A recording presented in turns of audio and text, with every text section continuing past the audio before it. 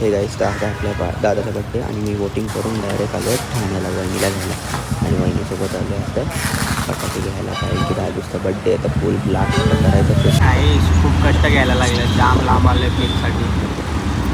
आपल्या बाईचा बड्डे तर जाम लांब आहे. गाईस खूप कष्टाने म्हणजे एवढा फिरलो आणि तेव्हा जाऊन लव्यांची केक भेटला.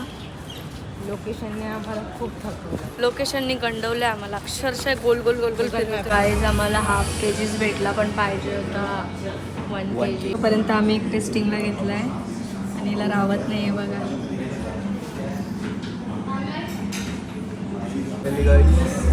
केक भेटलेला व्हेरी मच टाइम